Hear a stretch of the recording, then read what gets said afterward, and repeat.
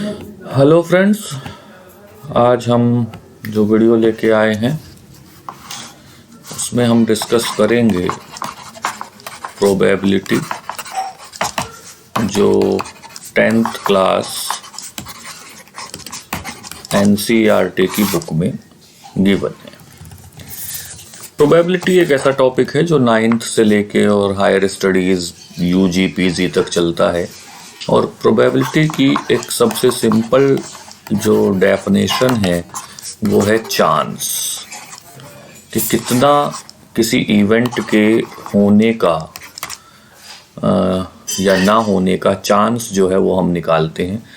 जो अगर मैं बिना किसी भूमिका के एनसीईआरटी की बुक का पहला एग्जाम्पल करूं, जो कोई भी टीचर करता भी है, कि एक कॉइन को जब टॉस किया जाता है तो दो पॉसिबिलिटी हैं, हेड और टेल। तो प्रोबेबिलिटी का मतलब है कि हेड के आने के कितने चांस हैं। तो प्रोबेबिलिटी का एक सिंपल फॉर्मूला है। अगर हम P of E, probability of event, तो number of favourable chance upon total chance. तो जो इसमें दिखाई दे रहा है कि दो फेवरेबल चांस, अगर हम बात कर रहे हैं हेड आने की, तो फेवरेबल चांस है 1 और टोटल चांस है 2। तो इसका मतलब probability of H is equal to 1/2। Probability of tail is again 1/2, क्योंकि टेल आने का भी केवल एक फेवरेबल चांस है और दोनों के टोटल चांस जो है वो 2 है। तो प्रोबेबिलिटी को हम हवा बना के रखते हैं, जबकि एक बहुत सिंपल सा कॉन्सेप्ट है कि आपको सिर्फ ये देखना है कि टोटल पॉसिबिलिटीज़ कितनी हैं और उसमें से फेवरेबल पॉसिबिलिटीज़ कितनी हैं। अगर मैं एग्ज़ाम्पल सेकंड एग्जाम्पल करूँ, तो सेकंड एग्जाम्पल में दिया गया है कि एक बैग है, ये हमने एक बैग बना दिया। इस बैग में एक रेड, एक येलो और एक ब्लू बॉल है। ये रेड बॉल है, ये येलो बॉल है और ये ब्लू बॉल है। और वो कह रहा है कि अगर हम विदाउट लुकिंग बॉल निकालें तो क्या प्रोबेबिलिटी है। तो बहुत सिंपल सी बात है, P ऑफ R। तो यहाँ पे टोटल बॉल्स कितनी है, 3। टोटल बॉल्स 3 और रेड बॉल्स 1। तो P ऑफ R हो गया 1/3। इसी तरह से P ऑफ Y वो भी 1/3, P ऑफ ब्लू वो भी 1/3। आप एक चीज़ देख सकते हैं दोनों एग्जाम्पल्स में कि जब हमने P ऑफ H यानी हेड और P ऑफ टेल्स निकाला था तो 1/2 प्लस 1/2 यानी 1 आया। यहाँ पे हमने P of R plus P of Y plus P of B निकाला, 1/3 1/3 प्लस 1/3, तो वो भी 1 आया। तो आप ये याद रख सकते हैं कि जितनी पॉसिबिलिटीज़ होती हैं, जितनी प्रोबेबिलिटी निकाल सकते हो, उन सब का जो सम है वो 1 के इक्वल आता है। यहीं से हम एक चीज़ और कह सकते हैं, 2 इवेंट होती हैं। एक इवेंट का होना, हैपनिंग ऑफ इवेंट, और एक ई बार नॉन हैपनिंग ऑफ इवेंट। यानी अगर हेड आ रहा है तो एक होगा हेड ना आना, टेल आ रहा है तो एक होगा टेल ना आना, येलो बॉल निकली या येलो बॉल नहीं निकली। तो एक होती है किसी इवेंट का होना, फिर उसके जो कह लीजिए उसका जो रिवर्स होता है, उसका जो कॉम्प्लीमेंट होता है वो होता है उस इवेंट का ना होना। इन दोनों घटनाओं में, इन दोनों इवेंट्स में का जो प्रोबेबिलिटी सम होता है वो 1 होता है। ये एक इम्पॉर्टेंट फॉर्मूला है जो बहुत जगहों पे काम आता है। P of E plus P of E bar is equal to 1। अब ऐसे ही अगर हम धीरे धीरे आगे बढ़ें, थोड़ा सा लेवल बढ़ाते हैं, एनसीईआरटी की बुक का एग्जाम्पल नंबर 3 डिस्कस करते हैं। Suppose a dice throws once, what is the probability getting a number greater than 4। तो अब आपको पता है कि एक डाइस का मतलब है कि उस पर ये 6 नंबर होते हैं 1 2 3 4 5 6। और पहले पार्ट में कह रहा है कि ग्रेटर देन 4, तो ग्रेटर देन 4 कितने नंबर हैं? 5 और 6। तो टोटल पॉसिबिलिटी क्या है? टोटल पॉसिबिलिटी है 6 के 1 से लेके 6 तक कुछ भी आ सकता है। और फेवरेबल पॉसिबिलिटी कितनी है? 2। तो प्रोबेबिलिटी ऑफ ई, जहां पर ई है कि नंबर 4 से बड़ा हो, वो हो गई 2/6 यानी 1/3। और अगर हमसे एट द सेम टाइम पूछा जाए कि probability of getting a number less than और इक्वल टू 4, तो लेस देन और इक्वल टू 4 का मतलब क्या हुआ? 4। तो यानी ये हो जाएगी, अगर मैं इसे यहाँ पे लिखूं, P of E bar is equal to 4/6, that is 2/3। इसी तरह से अगर हम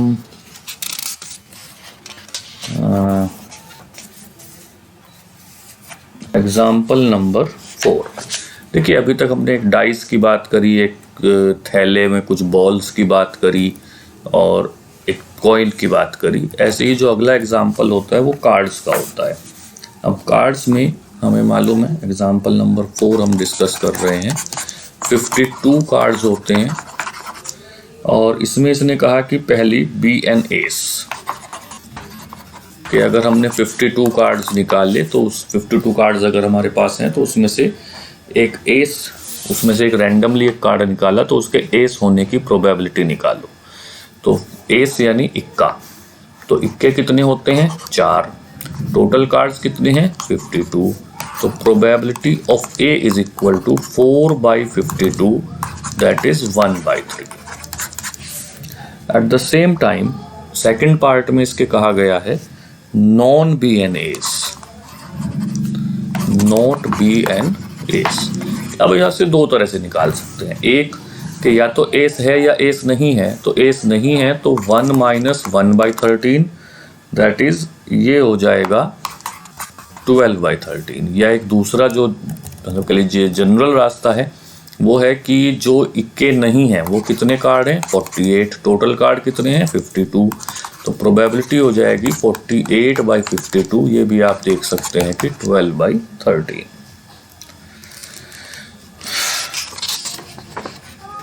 अब अगर हम एक और टर्म है, 2 प्लेयर्स संगीता एंड रेशमा, ये है एग्जाम्पल नंबर 5।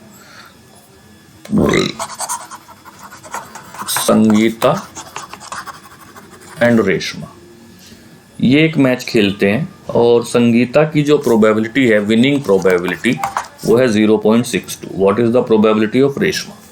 तो ऑब्वियसली अगर संगीता और रेशमा कोई मैच खेल रहे हैं तो या तो संगीता जीतेगी या रेशमा जीतेगी। तो इसका मतलब P of S plus P of R is equal to 1। Sangeeta के जीतने की प्रोबेबिलिटी प्लस रेशमा के जीतने की प्रोबेबिलिटी इज इक्वल टू 1। ये संगीता की हमें दी हुई है, रेशमा की पूछी है। P of R is equal to 1 minus P of S, that is 1 minus 0.62, that is 0.38। इसी तरह से जो अगला एग्जाम्पल है, ये एक एग्जाम्पल है कि कैसे हम डिफिकल्ट पोर्शन को हटा देते हैं। Savita and Hamida, these are the 2 friends. और ये कह रहा है कि प्रोबेबिलिटी निकालिए कि इनका बर्थडे डिफरेंट डे पर हो या सेम डे पर हो। And ignoring the leap year. Ignoring leap year मतलब देखिए साल में जो है 365 दिन होते हैं, लीप ईयर में 366 दिन होते हैं। अगर हम लीप ईयर इग्नोर नहीं करते तो हमें 2 केस डिस्कस करने पड़ते, पहला जब लीप ईयर नहीं है, दूसरा जब लीप ईयर है। अब चूंकि लीप ईयर इग्नोर करना है तो ये सारा डिस्कशन हमारा नल एंड वॉइड, और हमें केवल 365 डेज देखने हैं। अब सेम बर्थडे, सेम बर्थडे का मतलब क्या है कि दोनों का बर्थडे एक ही दिन पड़े और टोटल दिन है 365, तो वो हो गई बहुत कम प्रोबेबिलिटी आएगी, दैट इज 1/365, क्योंकि दोनों का बर्थडे एक ही दिन होना चाहिए।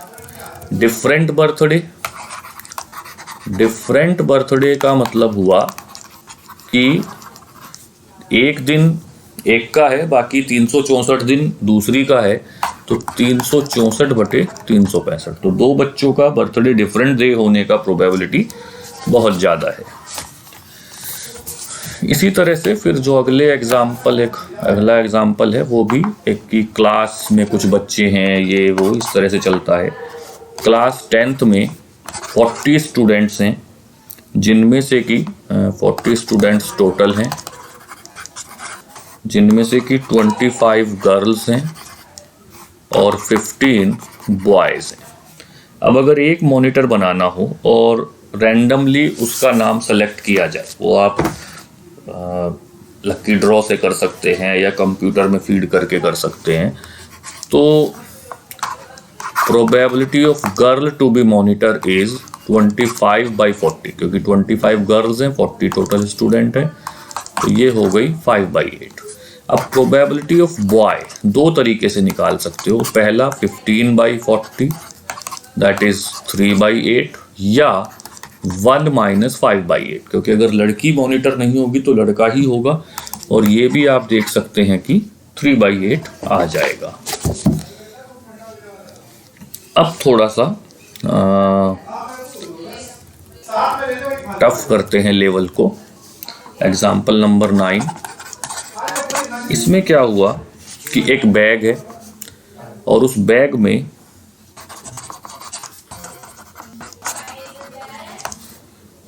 3 ब्लू,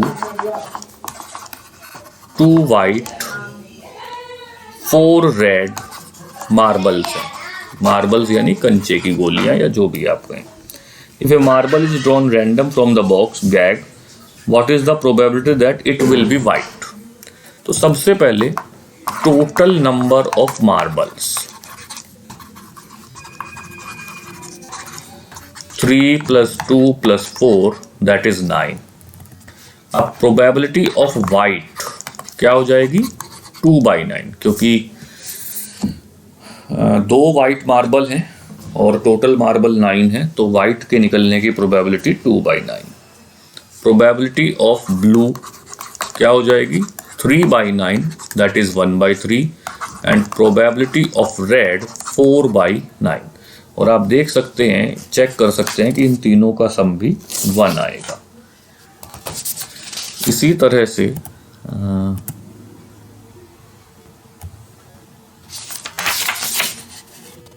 चलिए अगला एग्जाम्पल अगर हम डिस्कस करें तो वो कहता है कि हरप्रीत टॉसेस 2 डिफरेंट कॉइन्स,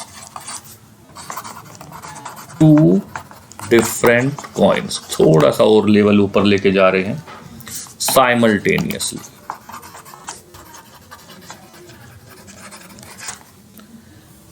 तो what is the probability that she get at least 1 head? देखिए, जब 2 कॉइन एक साथ टॉस किए जाएंगे, साइमल्टेनियस का मतलब एक साथ, तो एक कॉइन ये है, एक कॉइन ये है।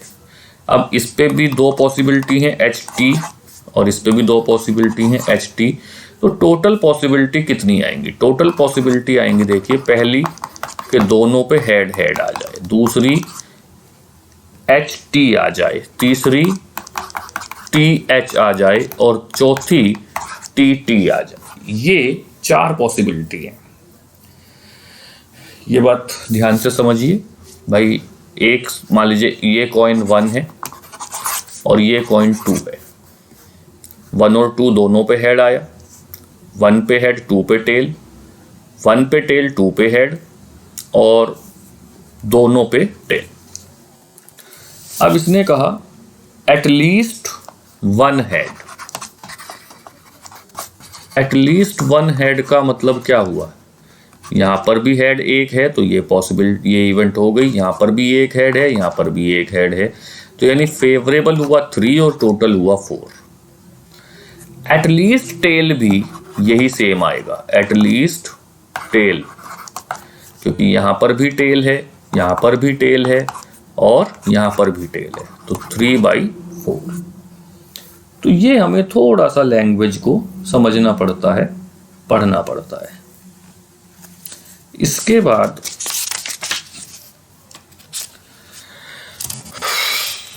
एग्जाम्पल नंबर 12 जो एनसीईआरटी की बुक का है 10 और 11 हमने इसलिए छोड़े क्योंकि वो उन्होंने लिखा हुआ है कि not for the examination point of view, थोड़ी डिफरेंट कैलकुलेशन है।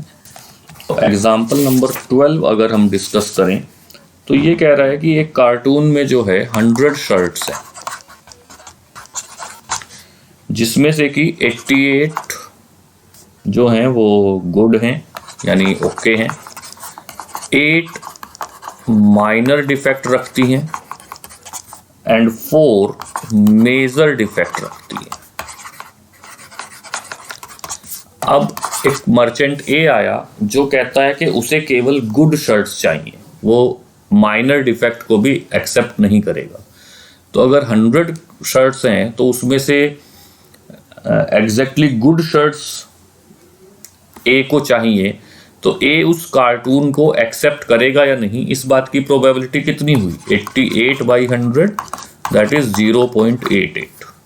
एक दूसरा मर्चेंट आया बी जो कहता है कि भाई मैं माइनर डिफेक्ट को तो एक्सेप्ट कर लूंगा लेकिन मेजर डिफेक्ट को एक्सेप्ट नहीं करूंगा, तो वो उस कार्टून को एक्सेप्ट करे, इस बात की प्रोबेबिलिटी कितनी हुई? 88 + 8/100, क्योंकि जो माइनर डिफेक्ट है वो एक्सेप्ट कर लेगा, दैट इज 96/100 दैट इज 0.96।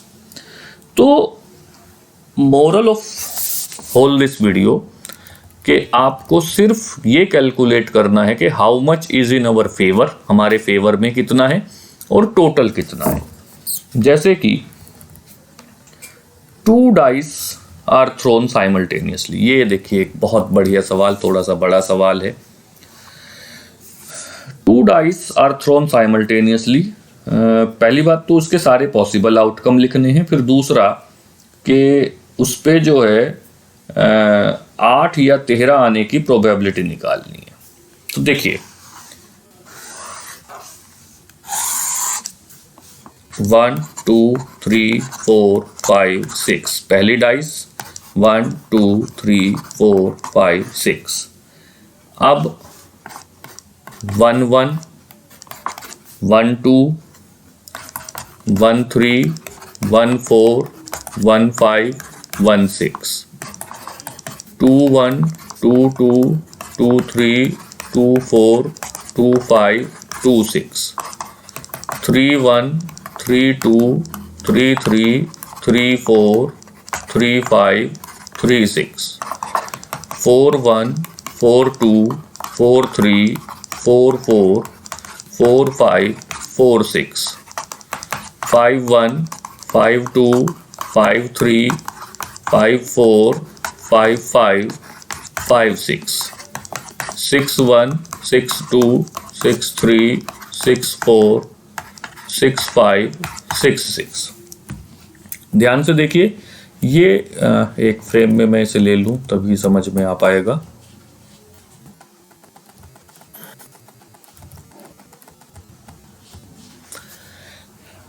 ये टोटल पॉसिबिलिटीज और बहुत इजीली आप इन्हें कैलकुलेट कर सकते हैं कि ये टोटल पॉसिबिलिटीज 36 हो जाती हैं। यानी जैसे ही 2 सिक्के उछाले तो पॉसिबिलिटी 2 की 4 हुई, लेकिन जब 2 डाइस उछाली तो पॉसिबिलिटी 36 हो गई।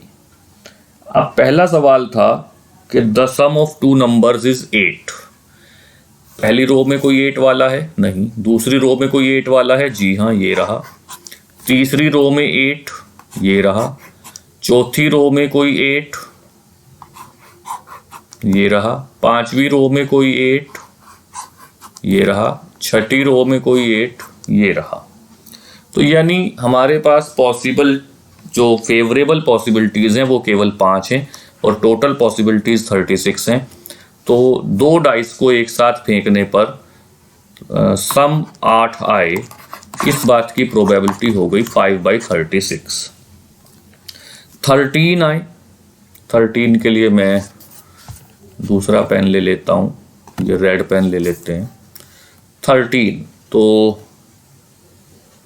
13 कब आएगा? अब जरा ध्यान से देखिए, जब हम मैंने थोड़ा गलती कर दी, जल्दी ले लिया कि 13 का मतलब है कि एक नंबर 6 से बड़ा हो, लेकिन दोनों जो डाइस हैं उन पे 6 + 6 जो मैक्सिमम आएगा वो 12 आएगा। यानी 13 आने के लिए फेवरेबल जो हमारे पास चांस हैं वो 0 हैं, और probability of 13 will be 0/36, that is 0। Less than और इक्वल टू 12। अब लेस देन और इक्वल टू 12 बड़ा अजीब सा है। लेस देन और इक्वल टू 12 का मतलब हुआ कि 12 के इक्वल या 12 से छोटा। तो 12 के इक्वल और 12 से छोटे तो ये सारे ही हैं। तो ऐसे में इसको ग्रीन पेन से लिखते हैं। तो देखिए, अगर वो कहता इक्वल टू 12 तो हमें सोचना पड़ता और हमें देखना पड़ता कि भाई जो 12 एग्जैक्टली आ रहा है हमें केवल वो ही देखना है ना। लेकिन इसने कहा लेस देन और इक्वल टू 12, यानी 12 से छोटे भी सारे आ गए और 12 भी आ गया। तो वो कितने हैं?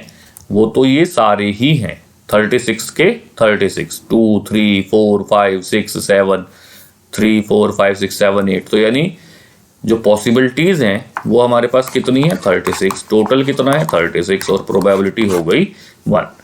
तो एक बार फिर मैं वही रिपीट करूंगा, favourable chance upon total chance. और आपको जो मेहनत करनी है वो इस बात पे करनी है कि कितने फेवरेबल चांस हैं। Thank you very much.